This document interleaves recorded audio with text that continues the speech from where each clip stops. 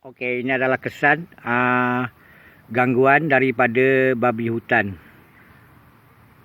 Habis pokok-pokok tanaman, bila waktu musim hujan, babi hutan keluar di waktu malam.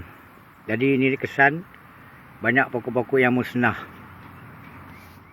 Assalamualaikum warahmatullahi wabarakatuh. Okey, kepada peminat-peminat dalam bidang perkebunan.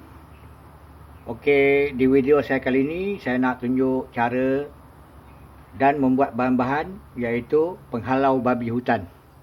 Biasanya kalau kita menanam, kalau musim-musim hujan, babi hutan keluar di waktu malam. Jadi tanaman kita banyak yang musnah. Jadi di sini saya nak tunjuk bahan-bahan untuk menghalau babi hutan ni tadi. Ini setelah saya buat kajian.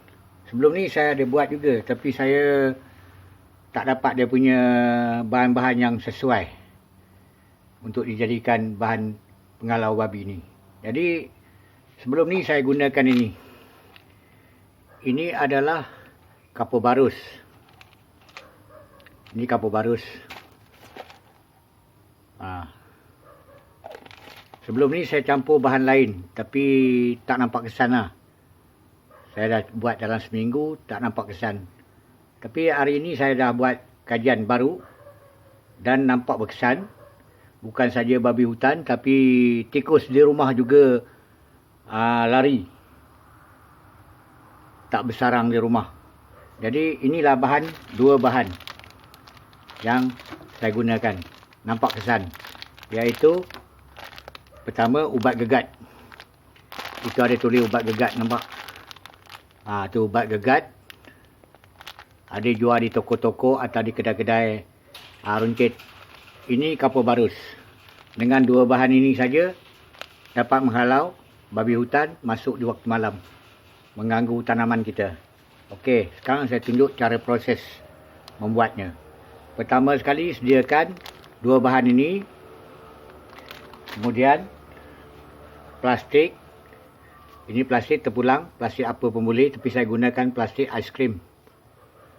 Kemudian gunakan botol mineral. Ini botol mineral kita perlu, pasal kita ini buat tutup supaya bahan yang kita buat nanti tidak terkena air hujan. Contohnya saya buat macam ni. Saya dah potong botol mineral, saya potong, nanti dia akan jadi payung. Dia tutup. Dan tutup atas perlu tebuk lubang. Sebab apa? Kita nak gantungkan tali nanti. Okey. Sekarang saya ceritakan satu persatu. Pertama sekali, ubat gegat tadi. Kita masukkan di dalam plastik. Cukup sebiji. Satu biji pun dah cukup. Masukkan di dalam plastik. Kemudian ini kapur barus. Ini kapur barus. Kita masukkan 3 biji.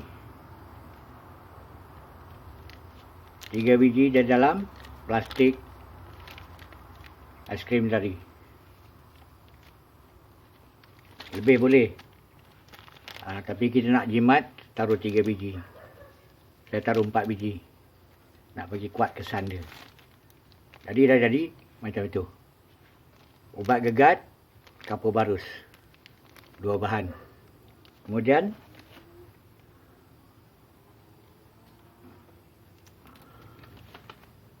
jadi macam tu. Tak susah buatnya. Kemudian kita ikat. Ini kita ikat. Tak kisah dengan tali. Saya gunakan dawai. Kalau tali pun boleh. Ikat tak susah. Jangan terlampau kemas sangat.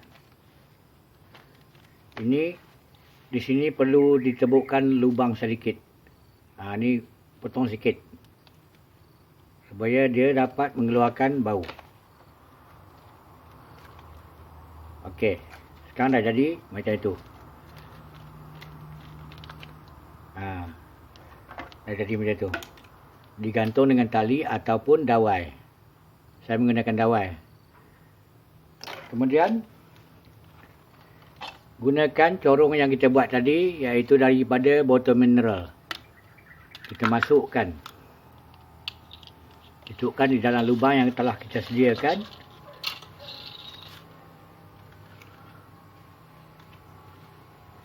Okey, sekarang dah jadi macam itu.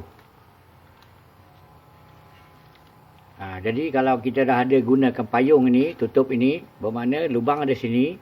Di sini kita sediakan lubang untuk mengeluarkan bau dia. Di sini kita guna payung untuk mengelak daripada air hujan. Nanti kerana air hujan dia akan terhakis ni kan, dia akan cair. Jadi kita tutup gunakan payung dengan botol mineral. Macam tu saya buat. Cuma saya cerita tadi, bahan-bahan dia tadi itu mudah. Dua bahan ini, ini bahan ni kita perlu dua. Satu kapur barus dan dua ubat gegat. Ketiga, botol mineral yang kita telah potong di sini. Tujuan dia untuk payung. Sekiranya bahan ini ditimpa air hujan, dia tidak bertahan lama. Tapi kalau macam ini, dia boleh tahan 2 ke 3 bulan. Dia mengeluarkan bau. 2-3 bulan kita ganti lain. Jadi ini bahan yang saya buat, iaitu untuk mengalau babi hutan yang selalu menceroboh tanah kita di waktu malam. Pertama sekali yang berkebun kan. Jadi itu tadi saya ceritakan seberengkas macam mana cara-cara untuk kita nak memproses dari dua bahan yang aktif, yang telah pun berjaya setelah saya buat kajian. Sebelum ni saya campur bahan-bahan lain tapi tidak berjaya. Tapi bila saya gunakan ubat gegat tadi, ubat gegat dengan bahan ni tadi, saya nampaklah tikus pun lari. Bukan saja babi, tapi saya letak dekat rumah, saya cuba tempat yang sarang tikus banyak, tapi tikus pun tak masuk rumah dah. Dengan alat ni. Ini sebab apa? Ini dua bahan ni memang mengeluarkan bau yang menyengat. Bukan saja tikus. Kalau kita tidur malam letak dekat bantal tidur kita, kita pun mungkin tak boleh nak tidur kan. Menghidu bau yang macam ini, menyengat. Okey. Itu saja yang dapat saya ceritakan di sini. Jadi, pada yang berminat dalam bidang pertanian, sila subscribe, like dan share video ini supaya ia lebih berkembang lagi di masa yang akan datang. Okey, itu saja. Assalamualaikum warahmatullahi wabarakatuh. Okey, sekarang saya nak pergi ke lokasi, iaitu tempat kita nak pasangkan dia punya bahan yang kita buat tadi daripada ubat gegat dan kapur barus ke tempat tanaman kita, di mana selalu datangnya babi di waktu malam. Jadi saya tengok kawasan ni memang kawasan selalu babi ada. Tak susah bahan ni tadi. Bahan yang kita dah buat tadi, kita gantung saja di dahan pokok ataupun kita buat tiang daripada buluh. Kita gantung saja situ. Tak susah. Okey, sekarang kita dah gantung macam tu. Kita boleh buat banyak-banyak. Dah kita gantung. Ini kawasan babi selalu masuk di sini. Kita tengok kawasan jalan babi. Kalau babi selalu datang dari sini, arah sini, kita pasang di sini. Kemudian kita boleh pasanglah di mana-mana. Jarak 3 meter, antara 3 meter ke 3 meter. Ni kawasan tebiak hutan sikit. Ni tanah kosong, dah tebiak hutan. Jadi babi banyak datang di waktu malam. Tambah pula di musim hujan. Tapi kita terpaksa cari jalan kan, macam mana untuk kita menyelamatkan tanaman kita. Jadi itu tadi yang dapat seberengkas saya terangkan bagaimana kita nak buat bahan untuk menghalau babi, iaitu babi hutan. Ni cara dia kita gantung. Okey, itu saja yang dapat saya ceritakan di kali ini. Sekian.